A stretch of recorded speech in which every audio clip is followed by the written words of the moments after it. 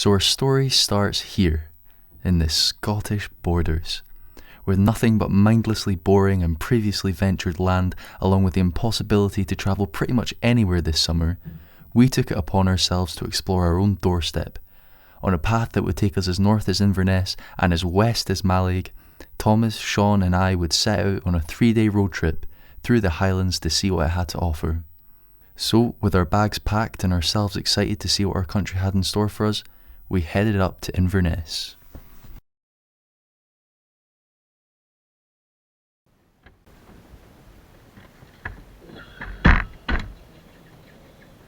Right. 185 miles, 3 hours and 37 minutes.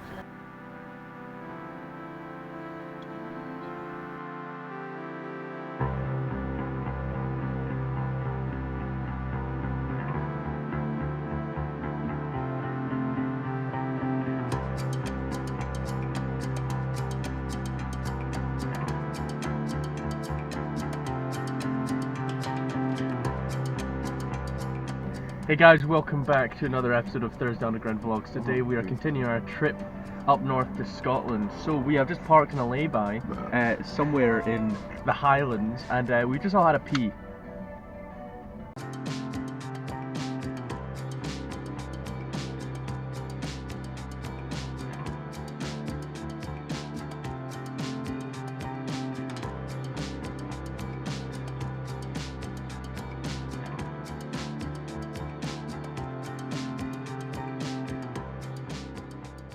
So after a long drive, we found ourselves in Inverness. But it was all too familiar. I mean, look at this comparison between the Scottish borders and Inverness. We didn't come all this way just to see something we could see 5 minutes from our house. So after some classic Inverness cuisine, otherwise known as Wetherspoons, we continued our venture to find somewhere to camp for the night.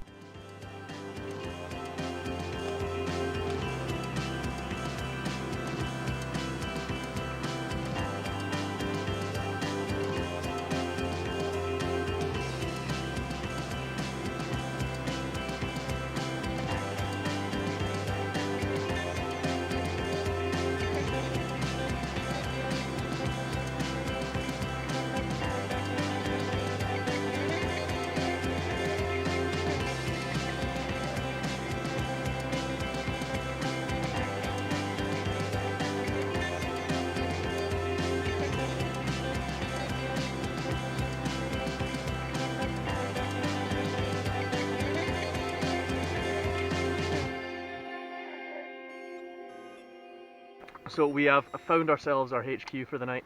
We are in this glorious 5-star hotel in a strange town. I have no clue where we are, to be honest. We're in a field. We've sat down for the night. It's been a long and tiresome day, but you know, the troop is in great spirits, and we're excited to see what tomorrow brings. So, God bless you all.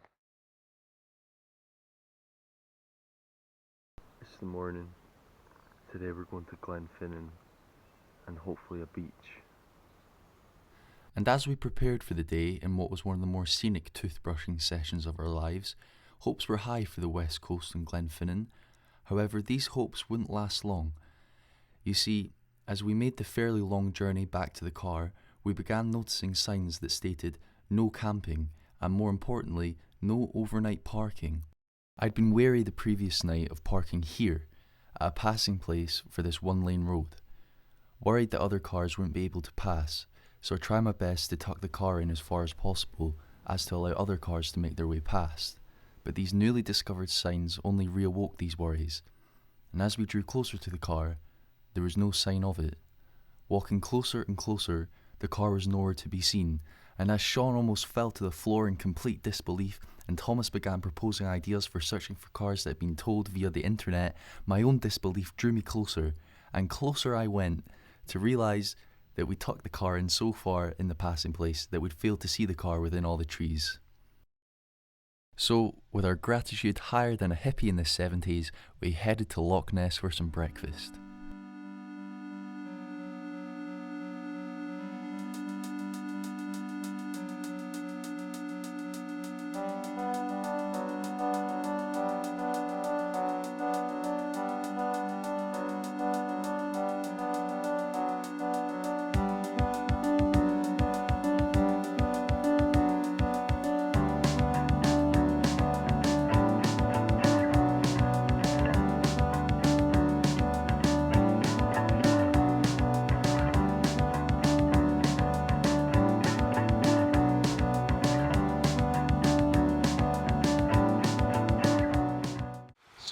food review, sir.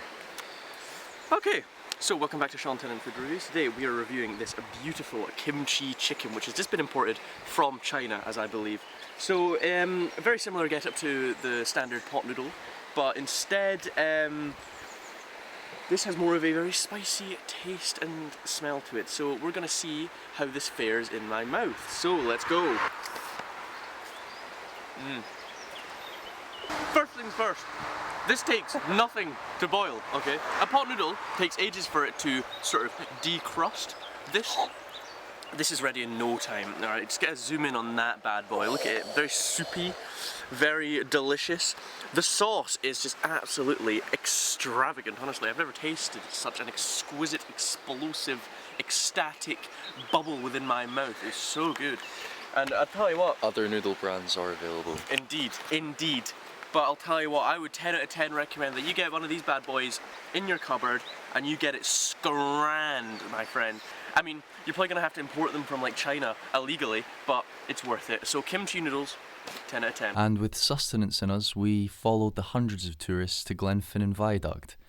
I thought it was pretty cool, but Sean seemed to like his noodles more. Thoughts? It's just a bridge. Seem better at home. Where at home? You know, Cuddy Bridge, even, you know. And it's the same thing, it's made of stone. You know, I don't know what, you look around here, lots of people, lots of tourists, but I mean, at the end of the day, I could just go to a bridge at home and see the same thing. Do you think all these tourists should go to the Cuddy Bridge? Yeah. No, because then they'll turn it into a fucking haven like this. They'll turn it into a tourist honeypot, and you know, don't want anything being disturbed. But I mean, Oh, thanks.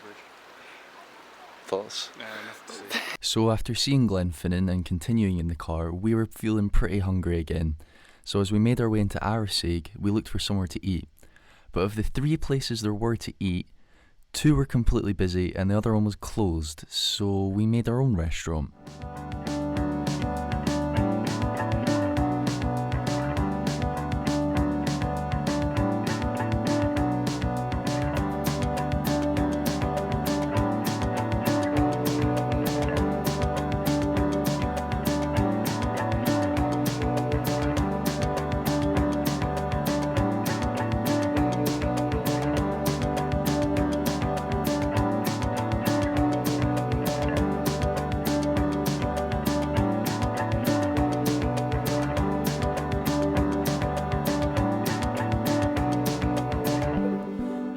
It was about this time that we found the perfect place to have a shower/bath.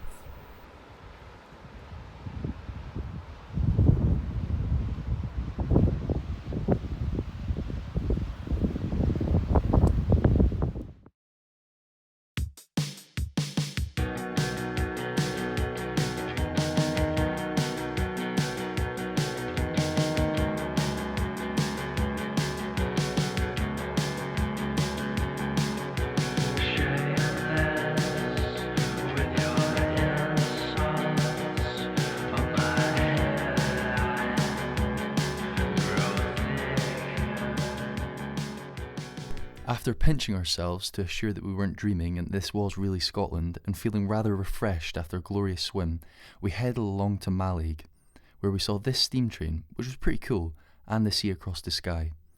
This was the end of the road, so to celebrate, we headed up to a much too fancy restaurant, which promised to issue a refund if we were still breathing by the time our food came. So there we were, sitting on the balcony of Victory, reminiscing on the highlights of the trip, until... Hey Dan, you know you've been driving your car illegally for 6 months, and if you keep driving it you get a £1,000 fine, and if you crash your car your insurance won't cover it? Yes, I hadn't had an MOT in 6 months. So after a beautiful night's sleep on the beach, we'd have to get up early the next morning to find a garage. Eventually, after following one of the dodgiest roads we've ever been down, past a literal scrapyard, we found a lady that said, "Yeah, I'll fix up your car in no time." So I handed over my keys and I was almost adamant that we'd given away our car for scraps. But we waited and we waited until 6 hours later, Hey Dan, your car's like kind of falling apart, but I fixed it up enough so you can like drive home. We said, okay, cool, and drove home. On the way home, it was just as beautiful, if not more beautiful, than the rest of the trip. We saw this waterfall. I didn't take many photos though.